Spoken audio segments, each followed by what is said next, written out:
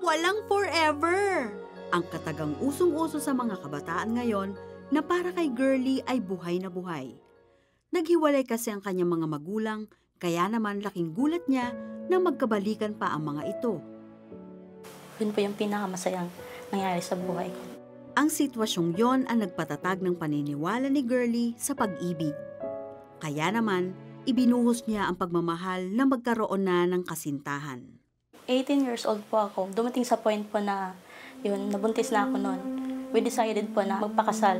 Gusto ko yung nangyari na yun kasi nagmamahal ako eh.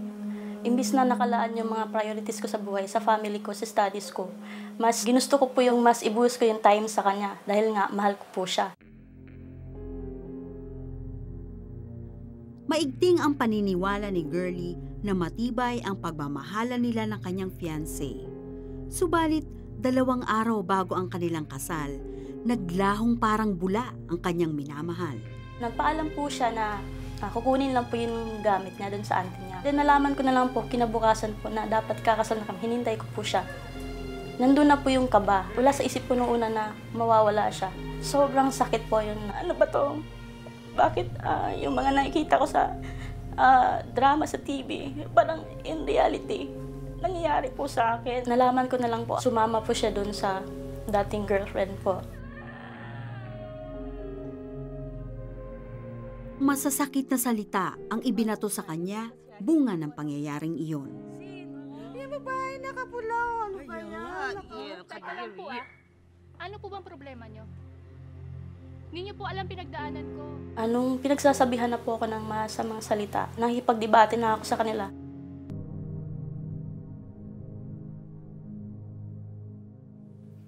Dalawang taon na ang lumipas, subalit hindi pa rin napapawi ang hapdi ng kanyang nakaraan.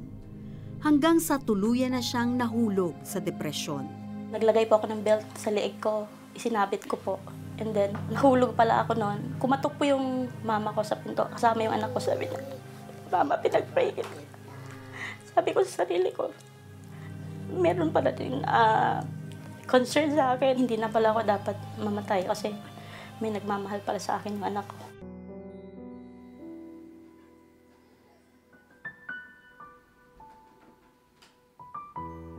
Dala ko pala rin yung depression, yung hindi ako nakakatulog. One time po, nanood po ako ng 700 Clubs tungkol dun sa isang babae na nag-suicide din, nakaranas ng matinding depression sa buhay. And then at that time, nakarelate po ako sa story niya. Nag-pray po si Pastor Peter Kairos po, and then si Ma'am Connie Reyes po. Sabi niya doon, may isang babae ngayon na nanonood kung saan nakaranas ng matinding depression. Gusto kong ipanalangin. Ni-claim ko sa sarili ko na ako po yun. Sumabay po ako sa panalangin nila. Na-realize ko po na kay buti pala ng Diyos sa buhay ko. Kaya tinanggap ko po siya ng buong puso. And then at the same time, naramdaman ko po yung pagkilos niya. Upang tuluyan siyang makalaya sa kabigatang ilang taon na niyang pinapasan, nagdesisyon siyang patawarin ang dating kasintahan. Insakto, nag-chat po ako ng time lang, tapos naka-online pala siya. And then one time, nag-send siya na, "Kumusta ka na? Parang masaya ka na ngayon." Sabi ko, "Oo, kasi nasa Panginoon na sinisharean ko po siya tungkol sa gospel ng Diyos." Sabi ko, "Matagal na kitang pinatawad," sabi ko sa kanya. Kaakibat ng pagtanggap ni Girlie sa Panginoong Hesus sa kanyang buhay ay ang pagdating ng biyaya sa kanya, gaya ng isang mapagmahal na asawa na si June Ray at 4 nilang malalambing na anak. Nagkaroon po ng pagbabago sa kanyang sarili.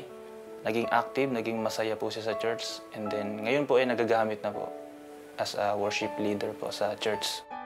Ngayon, masasabi na niyang may forever. At sa isang bagay lang niya ito totohanang nasumpungan. Yung pag-ibig na hinahanap ko sa tao ay mahanap ko lang pala sa Panginoon.